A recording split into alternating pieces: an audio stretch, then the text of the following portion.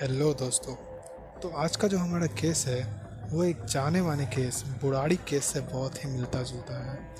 ये बिल्कुल उसी तरीके से एक ऐसा केस है जिसमें लोग अब भक्ति कहो या अंधभक्ति उसमें डूब कर एक बहुत ही गलत काम कर देते हैं। और जैसा बुराड़ी केस 2018 में हुआ था, नायडू फैमिली जिसमें उनकी दो बेटियां अलेख्या जिनकी एज 27 साल थी और साई दिव्या जिसकी एज 22 साल थी, अपने पेरेंट्स के साथ रहती थी, जिनका नाम पद्मजा जो कि उनकी माँ थी जिसकी एज अराउंड 50 साल थी, और पुरुषोत्तम नायडू जिसकी एज अराउंड 55 थी जो कि उनके फादर थे। नायडू फैमिली काफ़ी हाईली एजुकेटेड थे।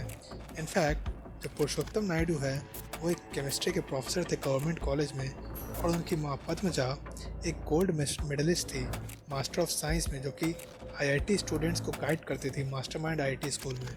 और अभी कुछ सालों पहले ही वो वहाँ के प्रिंसिपल भी बन गई थी। तो देखा जाए तो ये फैमिली काफ़ी वेल एजुकेटेड, फाइनेंशियल स्टेबल, सब कुछ उनका सही था। और वो अपने दोनों बेटियों की अपब्रिंगिंग काफ़ी स्ट्रिक्ट तरीके से करते थे। मतलब उनको कैसे पढ़ना है, क्या करना है, सब कुछ वो काफ़ी स्ट्रिक्टली फॉलो करते थे। बट ये बस 12th ग्रेड तक ही था।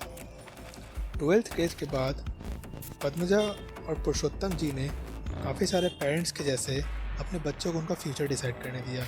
उन्हें ये फ्रीडम दी कि वो क्या परस्यू करना चाहते हैं। और इसके बाद उनकी छोटी बेटी साई दिव्या ने म्यूज़िक इंडस्ट्री ज्वाइन कर ली, और उनकी बड़ी बेटी अलेख्या एक डिप्लोमा की तैयारी करने लगी, और उसके बाद सिविल सर्विसेज की तैयारी करना चाहती थी। तो यहाँ तक तो सब कुछ ठीक था, वो एक हैप्पी फैमिली की तरह रहते थे। बट कोविड-19 पैंडमिक में इस परिवार में कुछ भयंकर हुआ। तो नायडू फैमिली अपने पुराने घर को छोड़कर एक नए घर में आ रहे थे, क्योंकि उनका कहना था कि ये घर छोटा है और वो एक अच्छे बड़े घर में शिफ्ट कर रहे हैं। बट एक और बात उनके बारे में कही जाती है कि वो बहुत ही ज़्यादा रिलीजियस थे, और इनफैक्ट वो लॉर्ड शिव के काफ़ी बड़े भक्त थे। वो इनफैक्ट अपनी सारी जो भी उपलब्धियाँ उन्होंने पाई है, जो भी उन्होंने फाइनेंशियली अचीव किया है, वो सब का क्रेडिट वो भगवान शिव को देते हैं। और ये होना भी चाहिए, क्योंकि भगवान के बिना हम कुछ नहीं है, और ये क्रेडिट देना कोई गलत बात नहीं है। और वो बहुत सारे ऐसे पूजा पाठ भी करते थे जिससे भगवान खुश हो और उन्हें और उपलब्धियाँ दें। बट भक्ति भी एक समय पे काफ़ी एक्सेस होने पर आपके लिए हानिकारक हो जाती है, और यही हुआ नायडू फैमिली के साथ। 23 जनवरी 2021 उनकी लाइफ में सबसे बड़ा मोड़ आया। तो उस दिन नायडू फैमिली अपने यूजुअल रूटीन से कट ऑफ हो गई, और ये उनके कलीग्स ने भी नोटिस किया था कि ये अपने यूजुअल रूटीन से कट ऑफ हो गया, बट उन्होंने ज़्यादा ध्यान नहीं दिया। 24 जनवरी 2021 जो कि संडे का दिन था, उस वक्त कुछ काफ़ी अजीब हुआ। पुरुषोत्तम नायडू ने अपने एक फ्रेंड को फ़ोन करके बोला और उनसे हालचाल पूछने लगे। पहले पहले में तो ऐसा लगा कि नॉर्मल कोई फ्रेंड को किया हुआ कॉल है, बट उसके बाद उन्होंने जो बताया वो सबके रोंगटे खड़े कर देने वाला था। उन्होंने बोला कि उन्होंने अपनी दोनों बेटियों को भगवान को बलिदान कर दिया है, और वो दोनों अब 25 जनवरी को दोबारा से जन्म लेंगी अपने सारे पाप कर्मों से मुक्त होकर। ये सुनकर उनके दोस्त के पैरों तले ज़मीन खिसक गई, और कुछ देर तक तो शांत रहा। फिर जब उसे होश आया तो उन्होंने जल्दी पुलिस को कॉल किया और नायडूज़ के घर पर भेजा। जब पुलिस नायडूज़ के घर पहुंची तो वहाँ उन्होंने देखा पद्मजा और पुरुषोत्तम नायडू दोनों अपने बेडरूम से बहुत आराम से सो रहे थे। और फिर जब पुलिस नायडूज़ के पूजा घर में गई तो उन्होंने वहाँ देखा कि वहाँ अलेख्या नायडू और साई देविया दोनों मरे हुए थे, और उनके सर और उनके फेस से काफ़ी ज़्यादा खून बह रहा था, और उन दोनों को लाल साड़ी पहनाया गया था। ये सब देखकर पुलिस तुरंत पद्मजा पुरुषोत्तम नायडू को गिरफ्तार कर लेती है और उनसे पूछताछ करने लगती है।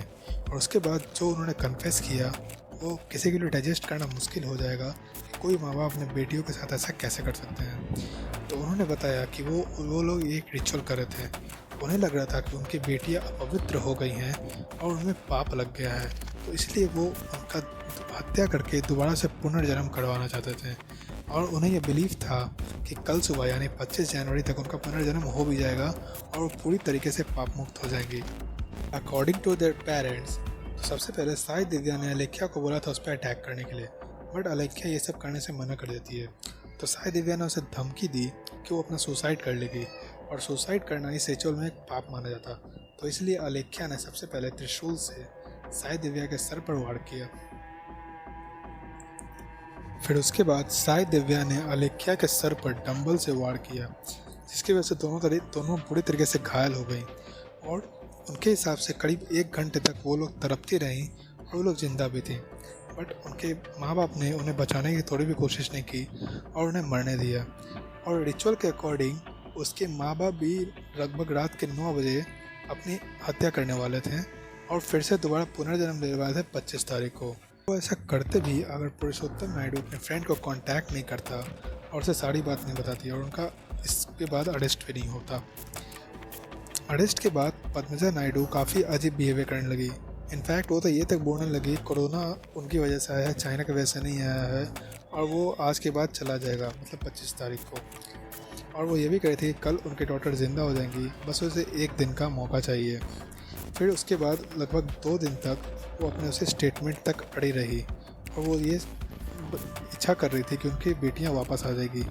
फिर पुलिस उनको अरेस्ट करने के बाद पुलिस को रियलाइज़ हुआ कि ये दोनों हस्बैंड और वाइफ दोनों का मेंटल स्टेट का अभी भी अनस्टेबल नहीं है, इसलिए उन्हें साइकेट्रिस्ट से कंसल्ट कराया गया। और उनके साइकेट्रिस्ट से कंसल्टेशन के बाद ये पता चला कि वो लोग एक शेयर साइकोटिक डिसऑर्डर से जूझ रहे हैं। वो एक रेयर कंडीशन होता है जिसमें एक पर्सन अपने डिल्यूजन की वजह से दूसरों को इन्फ्लुएंस करता है, और यहाँ पे वो डिल्यूजन फैलाने वाली पद्मजा थी जिसने अपनी पूरी फैमिली को इन्फ्लुएंस किया था। साइकेट्री से ट्रीटमेंट के बाद दोनों को मंडपाला सब जेल में रखा गया, वो जेल में है। तो ये वीडियो यहीं तक एंड होती है और इस वीडियो में ये पता चलता है कि किसी में भी ज़्यादा अनुभक्ति हमारे जान के लिए काफ़ी डेंजरस हो सकती है, तो इसीलिए सब कुछ अपने समझदारी से करें।